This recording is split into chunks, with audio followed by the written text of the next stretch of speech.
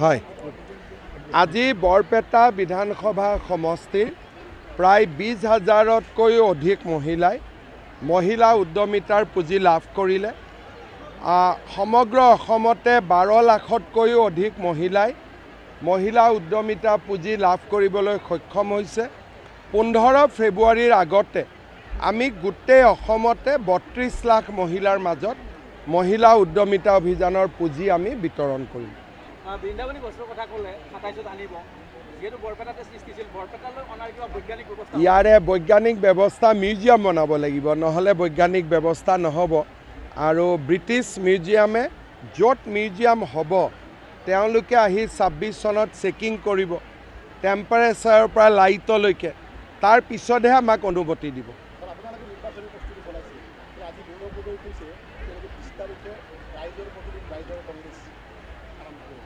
ৰাইজে যাবওতো এলাউ কৰিব লাগিব, তেওঁলোকেতো যাম বুলি ক'লে নহ'ব, ৰাইজেওতো মাতিব লাগিব, নে নামাতাকৈ যাব? আৰু ৰাইজে যে কংগ্ৰেছ দলক মাতিব তাৰ কোনো সম্ভাৱনা নাই।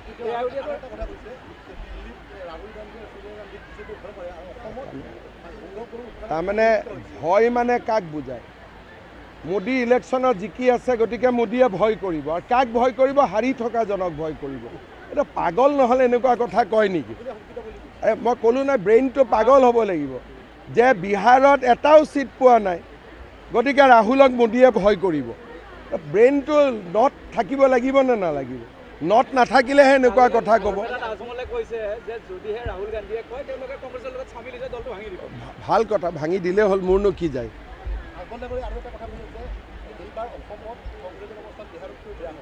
মই এটাই কথা ক'লোঁ যে বিহাৰত গোটেই কংগ্ৰেছৰ MLA এখন ইনোভা গাড়ীতে হৈ যায়, মাত্ৰ 6টা MLA।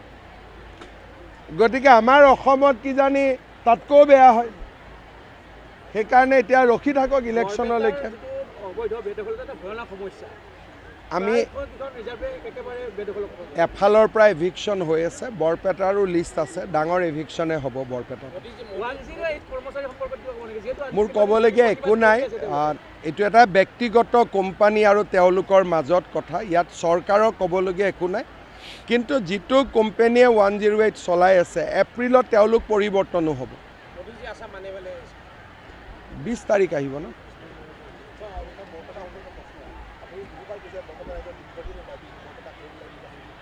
কৰি আছে, কাম চলি আছে, ছাৰ্ভে হৈ আছে, চব হ'ব।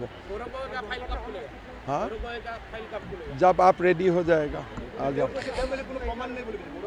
सब रखी থাকক। আজিলৈকে মই যি কৈছোঁ গোটেইখিনি হৈ আছে, কোনটো হোৱা নাই মই কোৱা কথা? নাই, মই কোৱাত তেওঁক বাদ দিয়ক, তেওঁতো অসমক ইমান নাজানে। আজি 25 বছৰে মই অসমত যি কৈ আছোঁ এইটোকে হৈ আছে নে নাই? এটা মই আপোনাক সুধিছোঁ, 25 বছৰে মই যি কৈ আছোঁ এইটোৱে হৈ আছে নে নাই?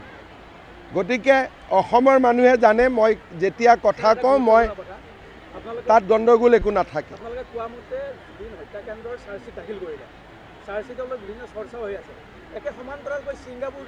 চাওক, ছিংগাপুৰৰ বিচাৰ প্ৰক্ৰিয়া বেলেগ, ভাৰতৰ বিচাৰ প্ৰক্ৰিয়া বেলেগ। ছিংগাপুৰৰ কোনো পুলিচ অসমত আহি ইনকুৱাৰী কৰা নাই যে জুবিনৰ বিহুৰ ফাংচনৰ টকা কোনে খালে। ছিংগাপুৰৰ পুলিচটো ইয়াত অহা নাই, গতিকে আমাৰ পুলিচ কিন্তু ছিংগাপুৰত গৈছে। গতিকে তদন্তটো কাৰ ভাল হ'ব? তাৰ লগত ভাৰতৰ আদালতে ছিংগাপুৰৰ আদালতৰ তলত নহয়, ভাৰতৰ আদালত সৰ্বোচ্চ। ভাৰতৰ আদালত ছিংগাপুৰৰ আদালতৰ তলত নহয়। গতিকে আমাৰ ন্যায় প্ৰক্ৰিয়া বেলেগ, ছিংগাপুৰৰ ন্যায় প্ৰক্ৰিয়া বেলেগ।